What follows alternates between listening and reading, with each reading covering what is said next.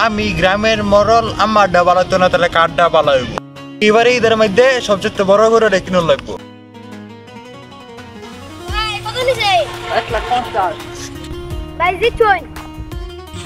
ভাই দিচ্ছি তো, ধরেন যান। আচ্ছা ভাই,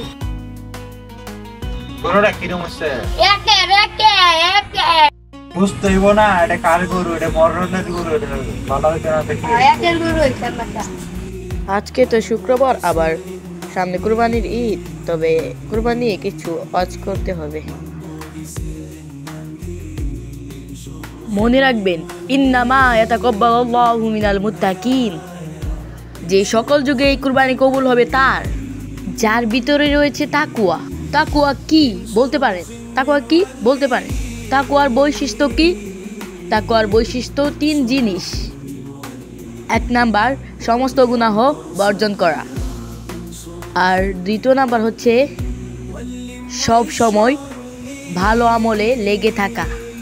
আর 3 নাম্বার হচ্ছে সব সময় আল্লাহকে ভয় করা। যারা হারাম খাবে অর্থাৎ সুদ খাবে তাদের কুরবানি হবে না। আমি সুদ খাই দিকে হুজুর এই কথাগুলো অর্থে আছে দেখতাছি।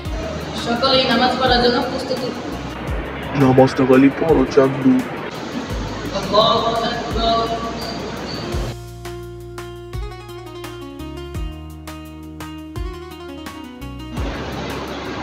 السلام عليكم ورحمة الله.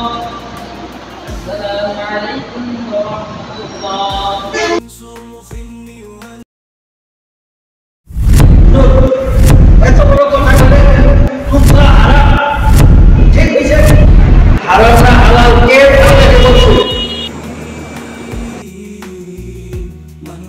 কেন? যা সত্যি আমি তাই বলছি।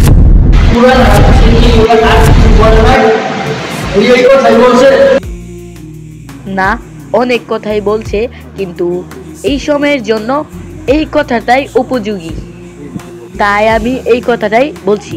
কেন? হুজুর তো সত্যি কথাই বলছেন। ওই বেলা তুই বেশি উজাস, শুধু মানুষ চুপ থাক। তোর এই কথা উপযোগী না, তোর বেতন বন্ধ, তোর গুনাহ বন্ধ। ঠিক আছে, বেতন বন্ধ দেওয়া হবে না। আমি কিভাবে চলো ঈদের মধ্যে? আল্লাহ, এখন কি করব? সামনে কুরবানির ঈদ, আর এই কথাটা যে কেন বললাম? ফোন দিচ্ছে, এই সময়ে মা ফোন দিল। আচ্ছা দেখি কি বলে। হ্যালো, আসসালামু আলাইকুম, কেমন আছো? হ্যাঁ, আমি খাইছি। হ্যাঁ, বাসার সবাই ভালো তো? আচ্ছা, আমি টাকা পাঠিয়ে দিতেছি। কোন টাকা যে কিভাবে পাঠাবো?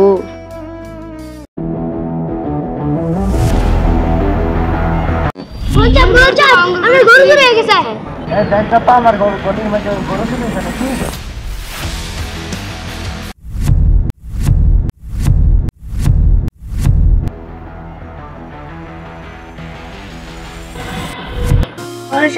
আপনার নাই। হুজুরের কথা তো হাসা আছে।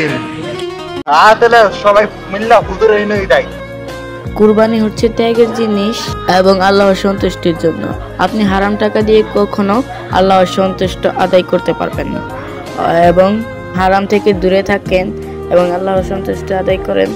হাদিস শরীফে আছে, হারাম ভক্ষণকারী শরীর বেহেশতে প্রবেশ করে। সো হারাম থেকে দূরে থাকুন, হারাম করে কুরবানি কবুল হবে না।